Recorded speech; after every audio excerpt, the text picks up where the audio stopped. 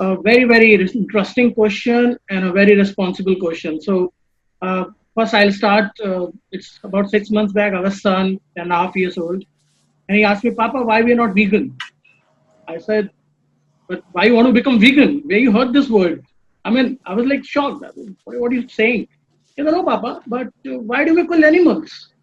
I said, "No, we are not killing animals. We are getting ready-made animals and we eating." He said, "No, no, we as in human." I said, "My goodness, this guy has got some weight." So, yes, sustainability is, I would say, a very responsible word, which has been used vastly by many, many people. But I think there's a lot of responsibilities attached to this word. And of course, it lays on the principle with our community, our economy, and of our planet. So sustainability is all about awareness, first of all. And yes, like I just mentioned, a lot of millennials, Gen Y people are also very much, getting responsible as it's there a part of the education now. It's there in the schools and colleges, and I think we should have a chapter on hotel management as well, sustainability going forward. So this is where, because of the education, people are becoming more responsible. And yeah, I mean, if you see, there are a lot of hotels also. I mean, most of the companies have adapted, lot of sustainable best practices to support the community and the planet. So I would just like to divide into two. One is what overall work which is being done in most of the companies, and we as a Marriott also doing it, and culinary perspective, what the hotels and what we are doing it in this. Now, first I'll tell you, one is the renewable energy resourcing is going to be big in the future. It's the sourcing of energy from wind or by solar, by hydraulic. That's going to be big. There are companies who are, I tell you, internationally as well. Companies are moving to electric cars. This is already there are a lot of hotels have started putting those electric stations in the parkings. It's already been installed. This is what the future. And if you see in India also, probably in next 12 to 18 months, a lot of hotels are going to invest in capex in the electric cars and stuff. A lot of non-plastic. Most of the hotels have already acquired this, and even we as a Marriott as well. It's like if you see a plastic bottle in the hotel, it was like a crime. We are doing it completely straw-free, plastic straw-free. You see the no room amenities. Even the food packaging also, like Chef Rohit mentioned, is sustainable food packaging. I mean, we also when we get the food in plastic, I mean, we also see, I mean, why we are ordering the new furniture, which is in the new projects. You see, it's completely the laundry bags and stuff. It's completely one foot out of the door. A lot of waste management work is happening right now, like you just mentioned. In the waste management, it's you said 40% food is locally sourced stuff and on the buffet. So we are also working a lot of food which is locally sourced to, and of course reduce the wastage is to serve 360 is a big thing which is big. And then now from culinary point of from F&B perspective. There's a lot of work going on sustainable sourcing of fishery. This is where, one third is either the overfished or, the fish which is an endangered or threatened. So this is where a lot of work which is going on farm and wild fishery, which is the benchmark is on the global seafood sustainable initiatives. And when you buying the fish, suppose it's a wild, you have to have the MSC certificate or you have to have the IRF certificate. Same goes with farms working with those alliance. And there are a lot of fish which you see are banned in the menus, like bluefin tuna, marine mammals, shark fin and stuff. So that's one. Second, a big initiative which is going to support human society is a cage-free eggs. Even in my house also, if you buy, we go to supermarket and look for cage-free eggs. That's it's given nowadays and with lot of 5-star hotels. And of course that's one of our priorities as well. In top 10 priorities, one of the proteins has to be the cage free. Like Manisha mentioned, and most of the hotels are doing this hotel farming and supporting a lot of farmers, working with organic farms, hydroponic farms, and in all the cities also. If you see, this farming business has improved a lot, which is I completely agree to some extent what Chef Rohit mentioned regarding buying the stuff imported. Like you cannot replace balsamic or you cannot replace Parmigiano Reggiano or maybe a prosciutto. But yes, our reflection towards and our approach towards the menu is 50% local. So when we make our menus, our 50% food is local or locally inspired dishes is what we plan from our side. Of course, it supports a lot in terms of sustainability. We don't have berries, we don't put it in the menu. I mean, why to buy blueberries or imported, cranberries or non-seasonal summer? We fly from Europe the strawberries. So it's better to have something on the plate which is throughout available, seasonal around the year. And of course, we are working very, very aggressively on zero waste program. So South Planet 360, like to reduce, of course, this gas emission and stuff.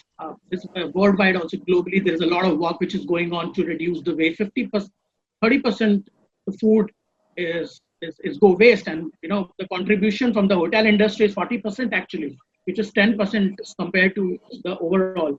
So this is what we are working on. We are working with a lot of NGOs and stuff to support and reduce wastage. And looking at the stuff at this point of time, I think buffet is one for outdoor at least for a few months. That's another opportunity to save the waste.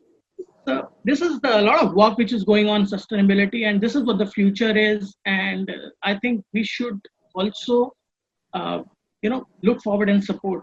This is what my take and our take is on Oh, that's sustainability. brilliant. That's very good. I only have one question for you. Is Yes. sustainable movement expensive? Does it is it does it dent Uh, your food? so yes, it is initially.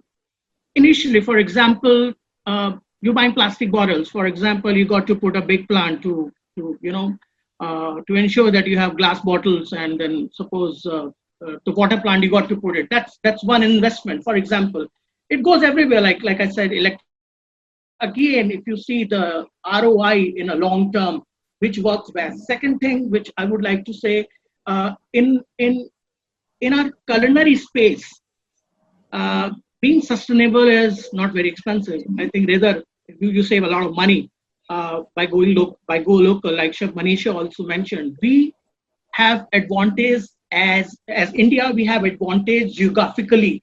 We see all the seasons. The kind of soil we have the best. The kind of water is one of the best water we have in this country. Of course, we don't have those chilled for we don't get those oysters and stuff what it's grown in raised in cold water. But otherwise, our local crop, the stuff what we're growing in this country is sensational, and the supply chain for the local produce is brilliant. You name the thing, it's available. Most of the states any given time. So why to fly something imported and create? It's better to work with local or locally produced. Make the menu in such a way, and your if you do the menu, your it's 80-20 rule. Your local is sold 80% in the menu. If you do the star dishes, the 80% is the local produce, local dishes. So this is what our philosophy as a Marriott also is. I think it's a one-time investment initially, but the ROI is way much better if we see. Mr. Chadha, we work very closely with Singapore and of course Hong Kong office. This is where APEC is, Asia Pacific excluding China. Of course, China is way ahead than what we are doing at this point of time. They could manage to contain the stuff and the business is back.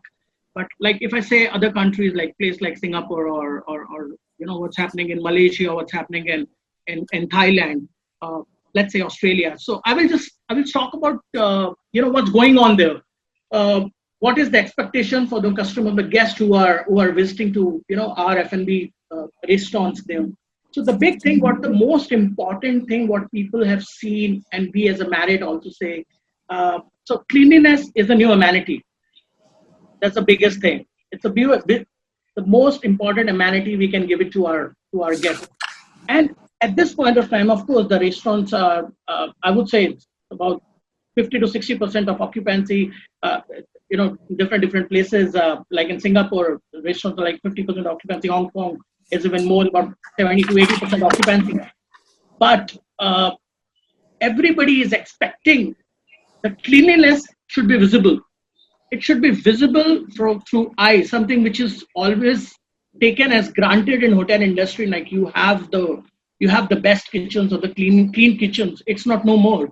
They want to see physically. They want to see from your eyes. Yes, these best practices have been followed. So of course, uh, uh, this is what we are doing also, and the most of the stuff is also cooked and displayed live, and with all the best practices are shown. That's something what people are expecting, and we can learn from them. Second thing is, at this point of time, all those countries are opening phase wise. Like this is what pretty much is happening, and then like let's say the occupancy, the restaurants are opening as per the restaurant occupancy wise, phase wise. Uh, Same with all the dining breakfast also. So this is what happening in places like Singapore or Thailand, and this is also we as a Marriott also planned that okay, let's say the occupancy reaches at 20%, and this is where we'll open the breakfast, and then it's going to run till that occupancy is only the a la carte, and then slowly and gradually we'll start opening the buffet. This is what we can learn from these countries. There are of course cities like Bangkok or cities like Kuala Lumpur. They've started showcasing their best of best buffets and big buffets, but again, things are shielded. There are shields on the buffet and the stuff which is covered. The buffet is served on the table.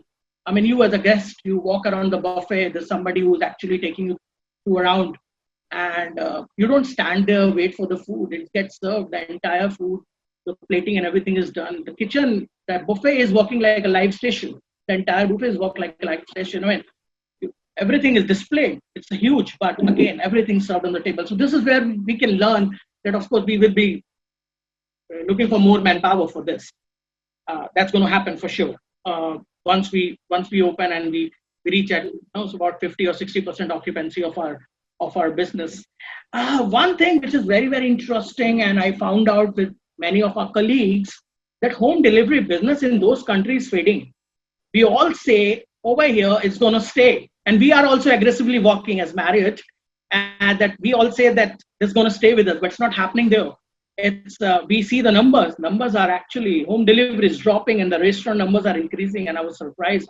We also discovered, like, let's say maybe they are way ahead of us, let's say maybe, but this is something good to learn. The numbers are fading. It's not what we are expecting at this point of time. The in-room dining business is improving. The IRD, so maybe what we can learn is what we have done also in those countries. We have reduced our menu significantly because of this lean manning, and then the menu is short. It's less prep, less minpla, less, and of course you work on your best dishes where you have to we don't get problems in those best dishes. So this is where is happening is the IRD is getting take a big hit. People want to, of course, want to have contact free dining and stuff.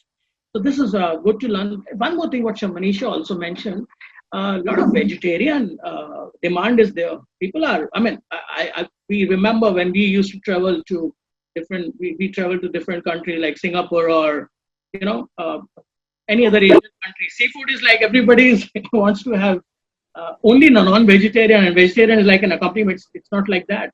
There used to be 95% non-vegetarian. It's like, no, it's a 60% you'll find non. So that's, people are going towards more of vegetarian food in other countries, and of course, our country 30% is completely pure vegetarian. That's one. Sustainability is again coming, and people want to know. People want to see in the menu. That where the sourcing is from. People are asking for it. This is what I learned. And then, if you're working very, very, with few companies to work on the waste reduction, and this is where, this is the best time to, implement those best practices. We don't have buffet, and this is where you can do the comparison and put the best practices in place. These are the learnings at this point of time. I would say what's happening in the world.